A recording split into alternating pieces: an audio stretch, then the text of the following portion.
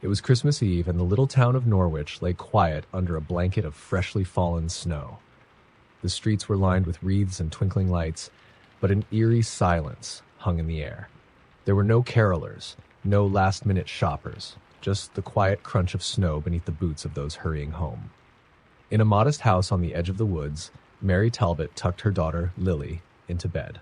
The little girl clutched a battered teddy bear and stared out the window, her breath fogging the glass. "Do you think he'll come, Mommy?" Lily asked. Mary smiled, brushing her daughter's curls from her forehead. "Santa always comes if you're good." Lily frowned. "Not Santa, the other one." A chill ran through Mary. "What other one, sweetheart?" Lily's voice dropped to a whisper. "The man in the red coat, but his isn't fuzzy and warm like Santa's. It's wet and smells like pennies." Mary felt her chest tighten. "Lily, where did you hear about this man?" "In the stories at school," Lily said. Lily said, "They say he comes if you don't leave a candle burning all night. If you don't, he gets lost and angry." Mary laughed nervously. "Stories are just stories, my love. Now go to sleep. Tomorrow is Christmas." She kissed Lily goodnight, but as she walked down the hall, she couldn't shake the unease that coiled in her stomach. She glanced at the dark woods outside and decided to leave the kitchen light on, just in case. As the hours dragged on, the quiet began to feel oppressive. Mary sat in the living room, wrapping the last of the presents, when she heard it, a faint tapping at the window. She froze, scissors in hand, and turned toward the sound. Nothing, just the snow swirling against the glass. But then it came again, more insistent. Tap, tap, tap. Mary's heart raced as she approached the window. She pulled back the curtain, expecting a tree branch or maybe an animal. Instead, she saw a figure standing at the edge of the woods. It was too dark to make out details, but the shape was unmistakable. A man in a long coat, his face obscured by shadows. She stepped back, her breath hitching. "It's just someone passing through," she whispered, trying to convince herself. But the figure didn't move. He just stood there, watching. Suddenly, the lights flickered. A loud clunk echoed through the house as the power went out, plunging everything into darkness. Mary grabbed her phone, but the battery was dead. The only light came from the dim glow of the street lamps outside. And then she heard the front door creak. "Hello," she called out, her voice trembling. There was no answer. She reached for the nearest object, a fireplace poker, and moved toward the door. It was ajar, the lock broken. "Lily!" Mary bolted up the stairs, her heart pounding. She threw open her daughter's door to find the bed empty, the sheets rumpled. A low, guttural sound echoed from the hallway. Mary turned, gripping the poker tightly. At the end of the hall stood the man. His coat was soaked, dripping dark, viscous liquid onto the floor. The smell hit her first, metallic, suffocating. It was the smell of blood. "Where's my daughter?" Mary screamed, her voice cracking. The man tilted his head as if confused by her question. Then he stepped forward, the wood creaking beneath his heavy boots. His face came into view, pale and gaunt, with eyes that burned like embers. His mouth stretched into a grotesque grin, revealing teeth that were jagged and yellowed. "Leave the light on," he rasped, his voice like gravel. "Always leave the light on." Mary swung the poker, but the man dissolved into shadows, his laughter echoing through the house. She ran to the window, screaming for help, but the streets were empty, the snow untouched. It was as if the world outside had been swallowed by the same darkness that now consumed her home. When the police arrived the next morning, they found Mary huddled in the corner of her daughter's room, clutching the teddy bear. Lily was never found. Every year after, on Christmas Eve, the people of Norwich kept their lights burning through the night. And every year they whispered the same warning to their children. "Beware the man in the red coat. If the light goes out, he'll find his way in." Story number 2. The snowstorm came without warning, an unrelenting blizzard that trapped the Whittaker family in their isolated cabin deep in the mountains. The power had gone out hours ago, leaving the family huddled around the fireplace. Outside, the wind howled like a living thing, rattling the windows and piling snow against the walls. Jessica, the eldest daughter, stared nervously at the front door. Something about the storm felt wrong, as if the wind carried voices, whispers too faint to understand but too persistent to ignore. She shivered and pulled her blanket tighter. "How much longer do you think this will last?" she asked. Her father, Frank, poked at the fire, his face grim. "Storms like this can last all night. We'll be fine as long as we stick together." Jessica wasn't convinced. The storm seemed alive. It started around midnight. A soft knock at the door, barely audible over the howling wind. Everyone froze. Who could that be in this weather? Her mother, Diane, whispered. Frank stood, his face pale. Stay here. He grabbed the shotgun from above the mantel and moved cautiously toward the door. Knock. Knock. Who's there? Frank called. No answer, just the wind. He opened the door a crack, peering into the swirling snow. Nothing. Not a footprint in the thick drifts. Dad? Jessica's voice trembled. It's just the storm, Frank said, though his eyes betrayed his unease. He shut the door, bolting it tight. But the knocking returned. Louder, more insistent. Knock, knock, knock. This time it came from the window. The family turned as one, staring at the frost-covered glass. A shadow moved just beyond the pane. What the hell is that? Frank muttered. Jessica squinted. It looked like a figure, but something was off. Its limbs were too long, its movements jerky, unnatural. It pressed a hand against the glass, leaving a smudge that glistened black in the firelight. Go away, Frank shouted, his voice shaking. The figure disappeared, melting into the storm. For a moment, silence reigned. Then came the laughter. Low, guttural, and inhuman. It seemed to come from everywhere at once, echoing around the cabin. The family huddled together, the firelight casting flickering shadows on their terrified faces. What does it want? Diane whispered. It's just trying to scare us, Frank said, though his grip on the shotgun tightened. Suddenly, the fire sputtered, the flames shrinking to embers. The room plunged into near darkness. The laughter grew louder, more mocking, and then they heard it. The sound of nails scraping against wood, moving from the door to the windows, circling the cabin. It's trying to get in, Jessica said, her voice barely audible. Frank stood, aiming the shotgun at the door. If it wants to come in, it'll have to go through me. The scraping stopped. Silence fell, heavy and unnatural. Then, with a deafening crash, the front door splintered open. Snow and wind blasted into the cabin, extinguishing the fire completely. In the darkness, Jessica saw it, tall, thin, and grotesque. Its skin was pale and stretched tight over its bones, its eyes black pits that seemed to drink in the light. It grinned, revealing rows of jagged teeth, and lunged for Frank. The shotgun roared, the flash briefly illuminating the room, but the creature didn't flinch. It grabbed Frank, its claws sinking into his flesh, and dragged him into the storm. His screams faded quickly, swallowed by the wind. The door slammed shut on its own. The cabin was silent once more. Jessica and her mother sat frozen, too terrified to move. The whispers began again, louder now, almost clear. They came from the walls, the floor, the very air around them. By morning, the storm had passed. Rescuers found the cabin buried under snow at the door wide open. Inside, there was no sign of Frank, Diane, or Jessica. Only the faint sound of laughter carried on the cold, still air. From that day on, locals warned travelers never to stay in the mountains during a snowstorm. They said something came with the wind, something that didn't leave until it had claimed what it wanted. Story number 3.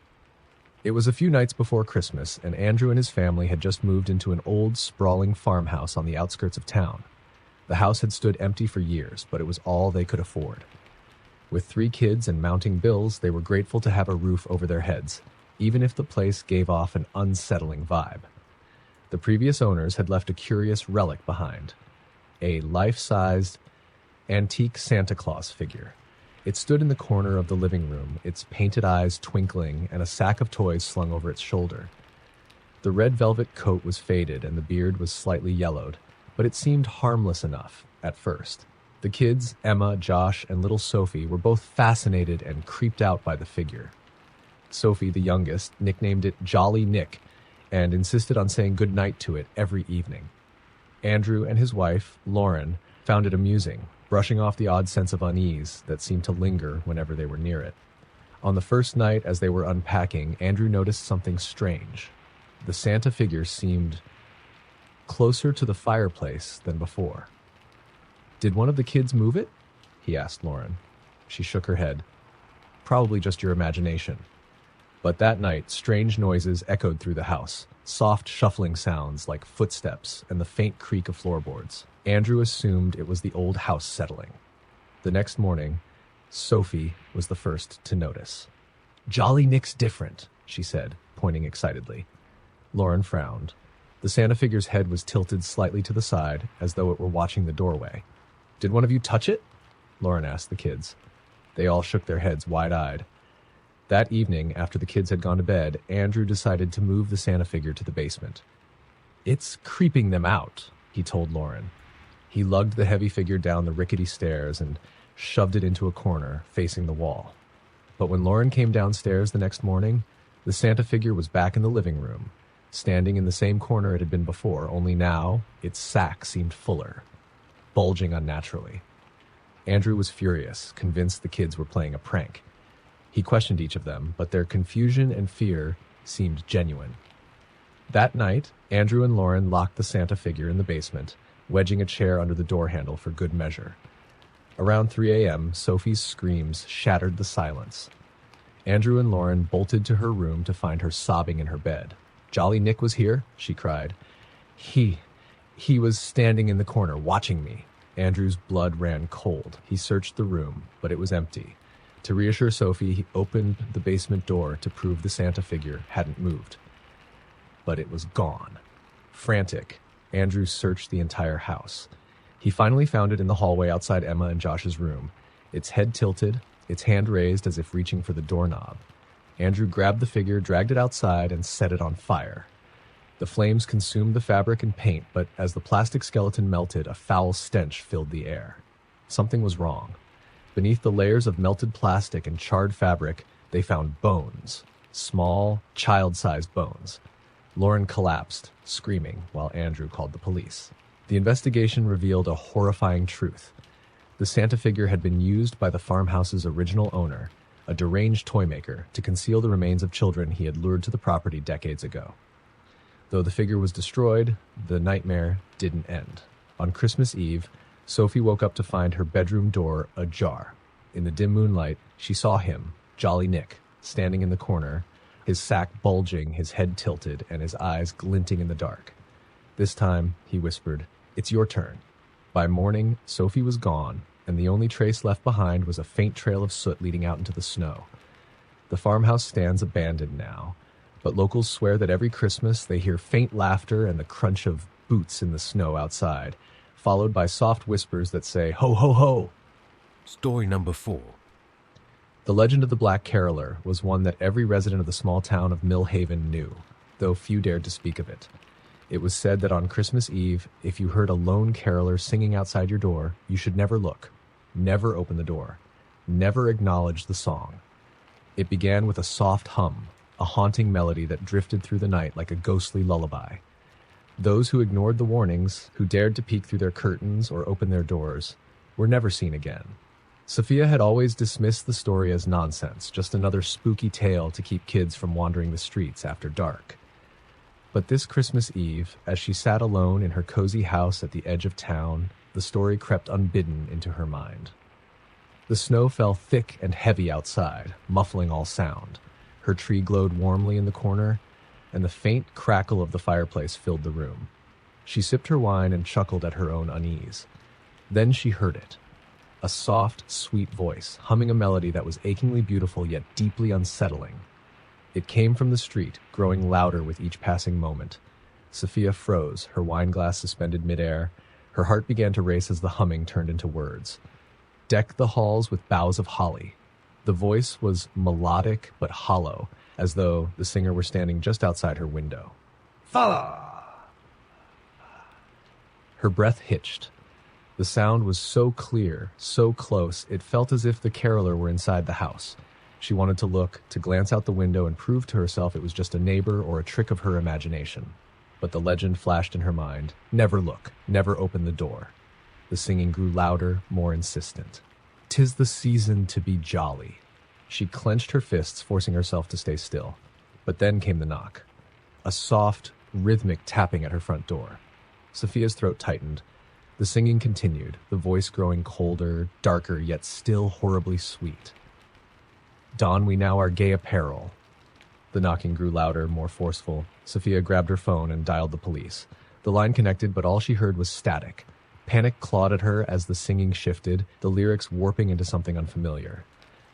"Deck the halls with bone and marrow. Fa la la la la la la la la." The voice now dripped with malice, and the knocking turned to pounding. The walls seemed to vibrate with the force of it. She ran to the fireplace, grabbing the poker for protection, and pressed herself into the corner of the room. The pounding stopped, replaced by silence so deep it roared in her ears. Sophia held her breath, her knuckles white around the poker. Minutes passed, maybe hours. She began to think it was over, that the caroler had moved on. Then she heard it, the sound of soft footsteps inside the house. She turned her head slowly toward the hallway. Standing in the shadows was a figure dressed in tattered black robes. Its face was hidden beneath a hood, but its mouth, impossibly wide, stretched into a smile filled with broken, jagged teeth. "Why didn't you open the door?" it rasped, its voice both mocking and mournful. Sophia screamed and swung the poker, but the figure dissolved into darkness, the room filling with cold, suffocating air. The next morning, the police found her house empty. The door was still bolted, the windows unbroken. The only sign of her was a faint trail of ash leading from the fireplace to the front door. To this day, the people of Millhaven still hear the haunting melody of the Black Caroler on Christmas Eve, echoing through the snow-covered streets, and they all know the rule: never look, never open the door. Story number 5. The cabin deep in the woods had been in the Clark family for generations.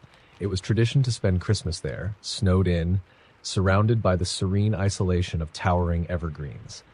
This year, Sarah and her 2 teenage children, Ben and Lucy, decided to keep that tradition alive despite the death of Sarah's husband earlier that year. The cabin was rustic but cozy, with thick log walls, a crackling fireplace, and a Christmas tree adorned with heirloom ornaments.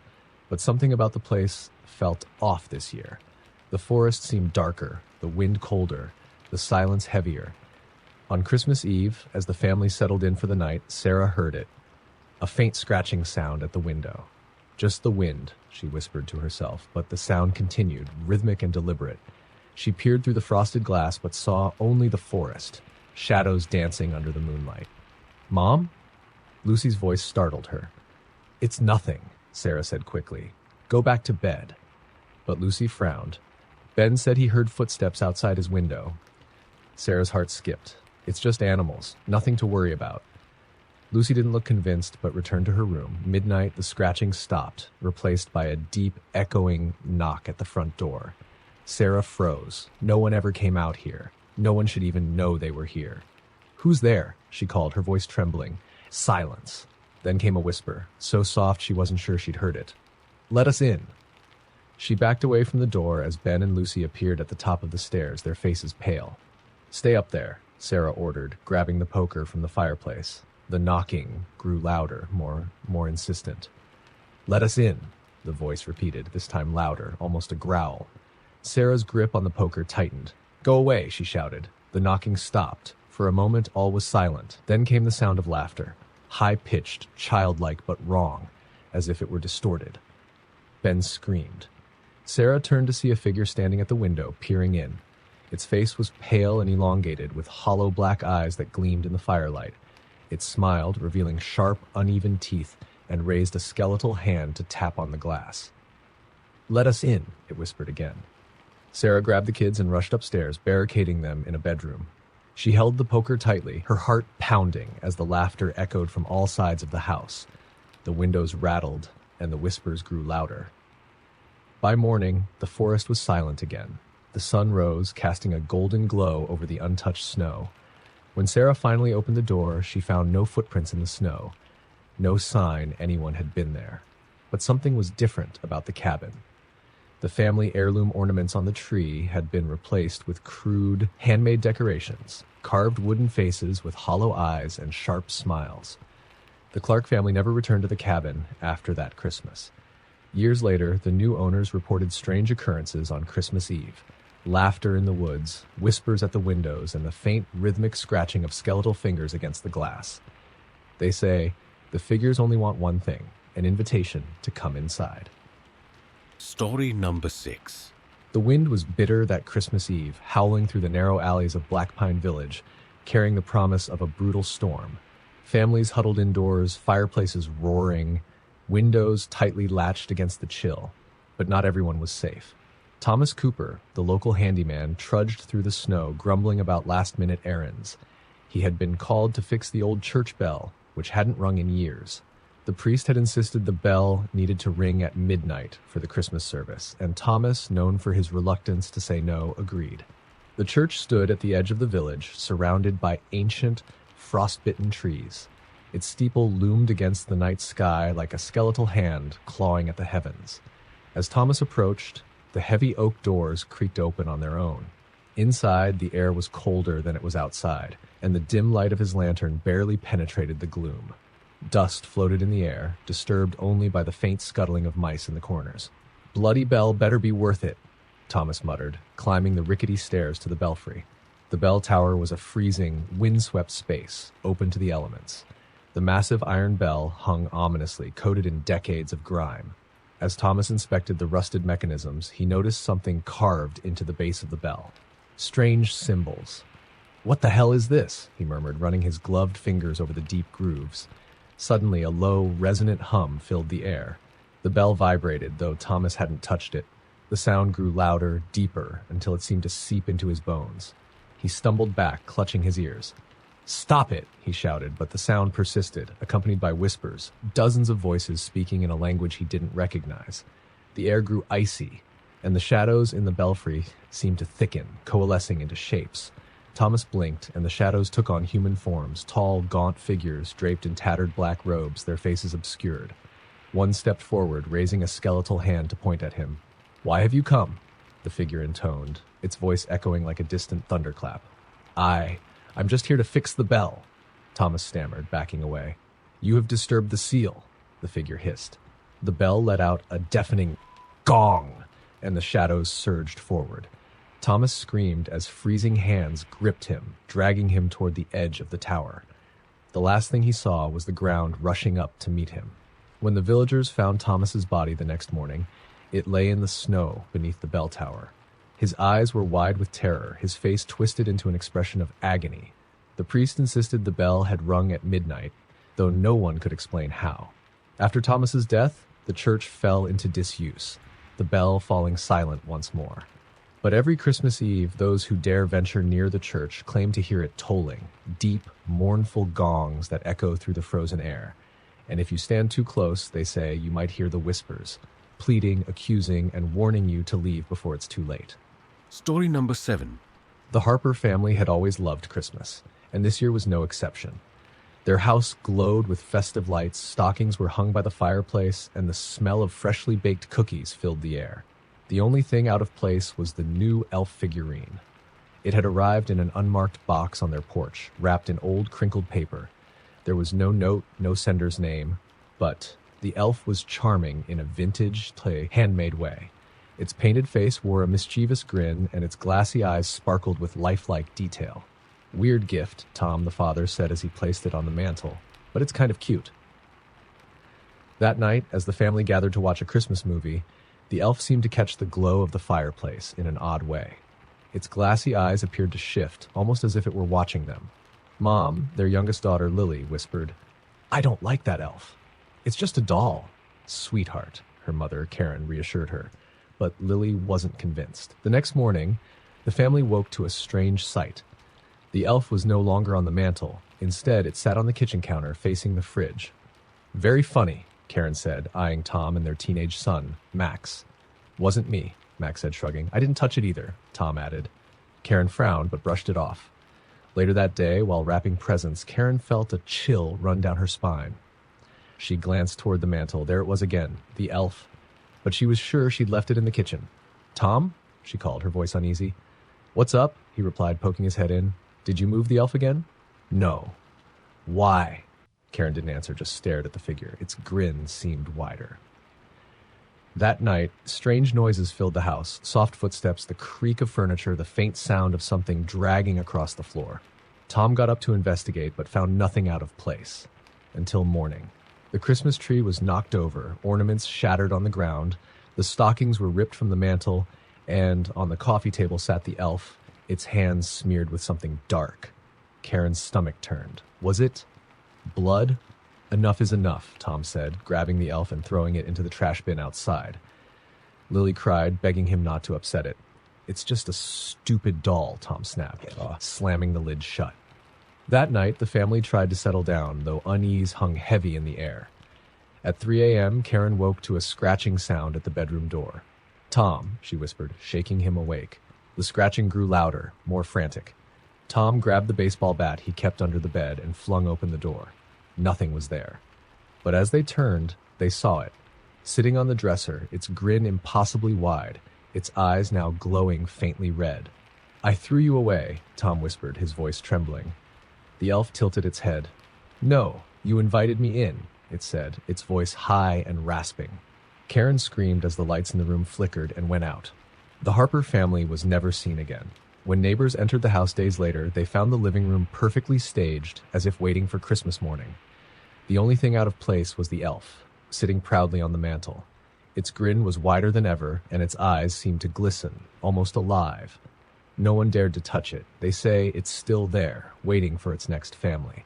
And every Christmas, when the lights in the Harper house flicker, you can hear faint footsteps and the sound of something dragging across the floor. Story number 8. The little town of Frost Hollow had a peculiar tradition every Christmas Eve. At exactly midnight, every family placed a single red candle in their window and recited the same phrase: "Protect us from the Frost King. Keep him in the snow." For centuries, no one dared to question it. The story went that long ago. The Frost King had roamed the frozen forests surrounding the town, dragging people into the icy darkness. A powerful spell had bound him to the woods, but only as long as the town kept the candles burning and spoke the incantation. Lucy and her family were new to Frost Hollow. They had moved into an old, creaky house at the edge of the forest, eager for a fresh start. When a neighbor dropped off a red candle that morning and explained the tradition, Lucy's husband, Mark, laughed. "What a ridiculous superstition," he said. The neighbor's face darkened. "It's not a joke. You must light the candle." Lucy, uneasy, decided to follow the tradition. Mark rolled his eyes but didn't argue when she placed the candle in the window that evening. At midnight, as the wind howled outside, Lucy lit the candle and whispered the phrase, "Protect us from the Frost King. Keep him in the snow." Mark scoffed. "We're doing all this because of a silly town legend?" But the moment the words left his mouth, the candle flickered violently, the flame nearly snuffing out. The wind outside seemed to shift, growing louder and more forceful, rattling the windows and shaking the house. "Mark," Lucy whispered, "maybe we shouldn't mock." Her words were cut off by a deep, bone-chilling sound, a low, guttural growl that seemed to come from the woods.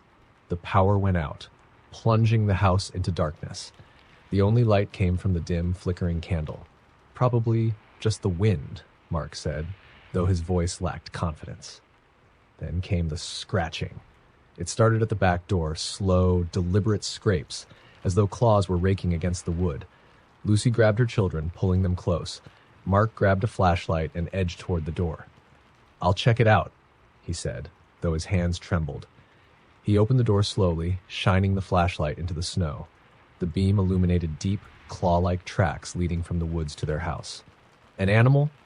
Mark muttered, trying to convince himself. But then the flashlight caught movement.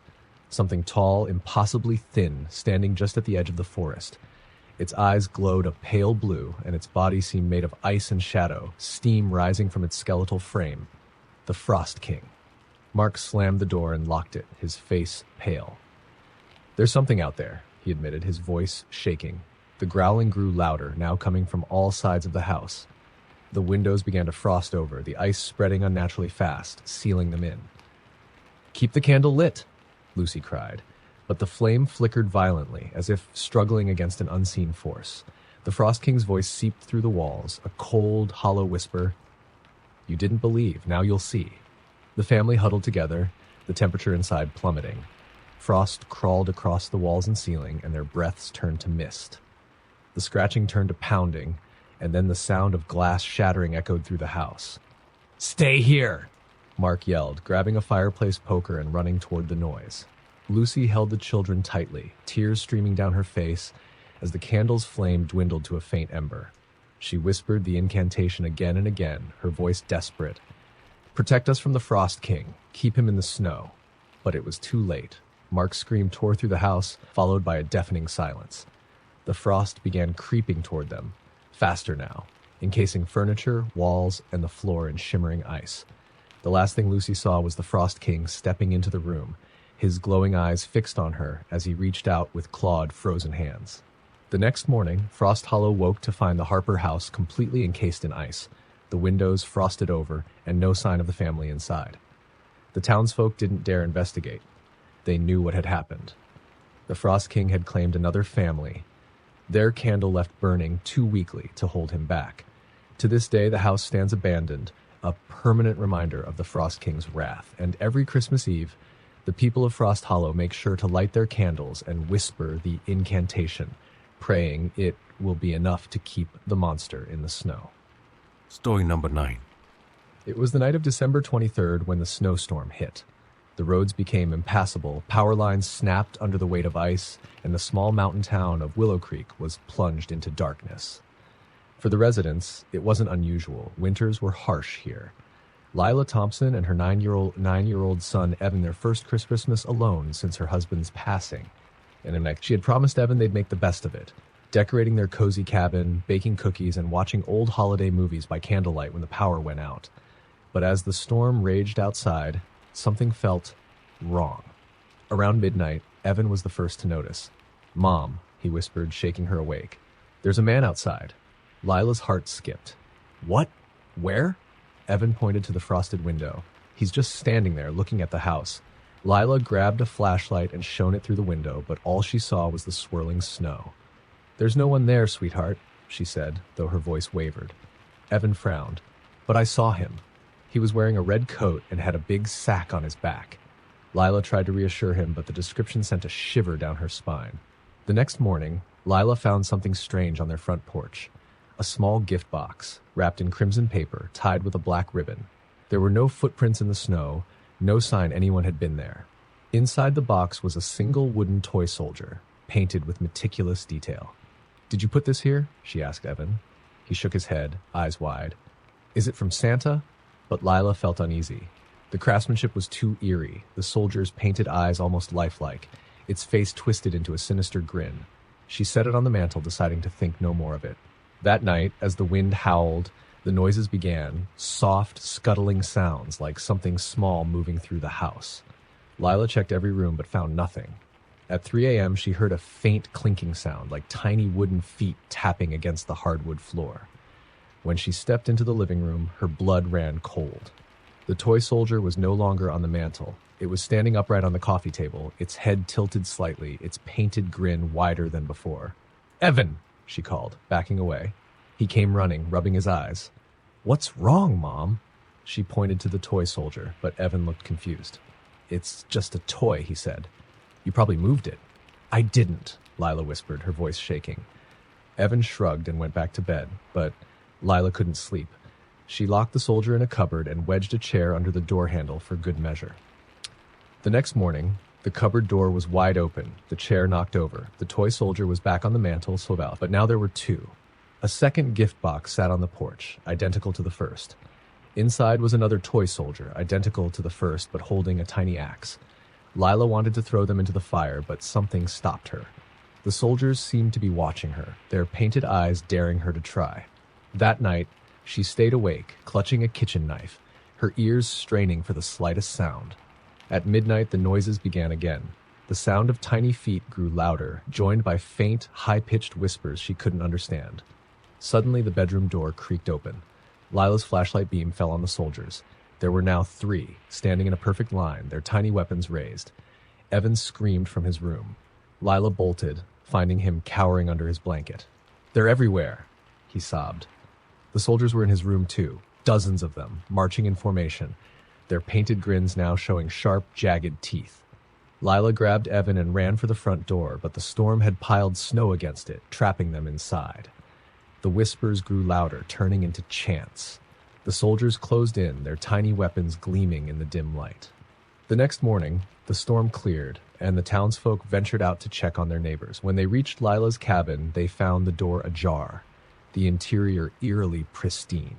On the mantel stood dozens of wooden toy soldiers, each one more detailed and lifelike than the last.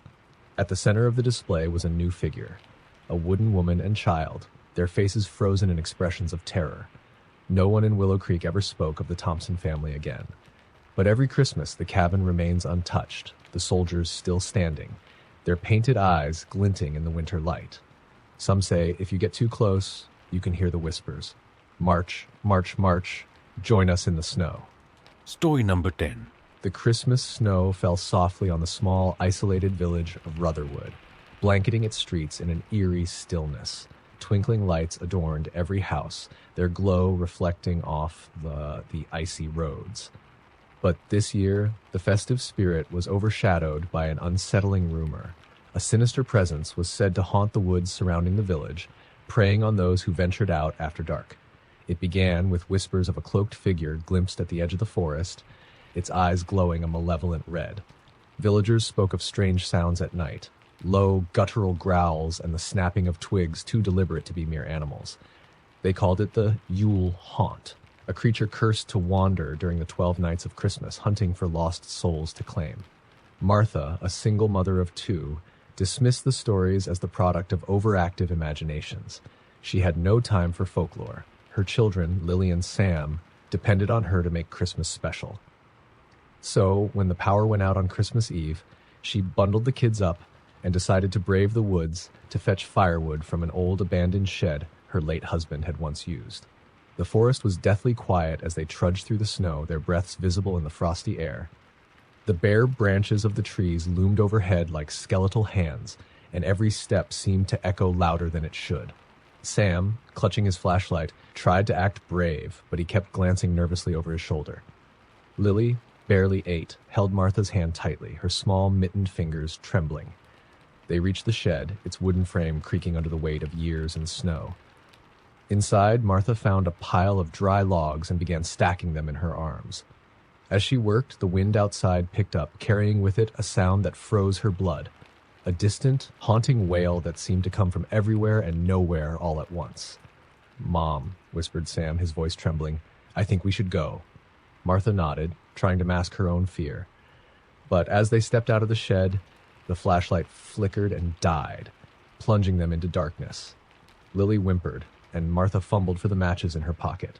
As she struck one, the tiny flame revealed something that made her heart stop, a set of footprints in the snow circling the shed. They were large, clawed, and fresh. "Stay close," she whispered, clutching her children tightly as the match burned down to her fingertips. She struck another, but the wind snuffed it out almost instantly. Panic set in as the wailing grew louder, accompanied by a faint rustling in the trees. Suddenly, a figure emerged from the shadows. It was tall, hunched, and draped in tattered robes that seemed to merge with the darkness itself. Its face was hidden beneath a hood, but the glowing red eyes were unmistakable. The Yule Haunt. Martha screamed and pushed her children behind her. "Run!" she yelled, but the creature moved with inhuman speed, blocking their path. It let out a guttural growl, its breath visible in the icy air like smoke from a fire. Sam, in a desperate act of courage, threw his dead flashlight at the creature. It staggered back momentarily, giving Martha enough time to grab her children and sprint deeper into the woods. Branches whipped at their faces as they ran, the sound of heavy footsteps and guttural snarls growing closer. They burst into a small clearing where an ancient stone altar stood, half buried in snow. Strange symbols were carved into its surface, glowing faintly. Martha didn't stop to question it. She yanked her children behind the altar and crouched, hoping the creature wouldn't see them. The Yule Haunt stepped into the clearing, its glowing eyes scanning the darkness. It let out a low, guttural growl, moving closer to the altar. Martha held her breath, praying it wouldn't find them. Lily began to sob softly, and Martha clamped a hand over her mouth, tears streaming down her own face. Just as the creature loomed over the altar, a loud crack echoed through the forest. The Yule Haunt froze, its head snapping toward the sound. From the trees emerged a figure clad in white, a tall, gaunt man with a long beard and a staff glowing with an ethereal light. He chanted in a language Martha didn't understand, and the symbols on the altar flared brightly. The Yule Haunt let out a deafening roar, its form twisting and writhing as the light engulfed it. With one final guttural scream, it vanished, leaving only a smoldering patch of snow where it had stood. The man turned to Martha and her children, his expression grave. "The Yule Haunt is bound for now," he said in a deep, resonant voice. "But it will return next Christmas Eve. You must leave this place before then." Martha nodded, too shaken to speak. She gathered her children and hurried back to the village, the man's warning echoing in her mind. That night, as she bolted her doors and windows, she vowed never to speak of the Yule haunt again. But as the clock struck midnight and Christmas Day began, she heard it, faint and distant, the haunting wail of the creature, promising its return.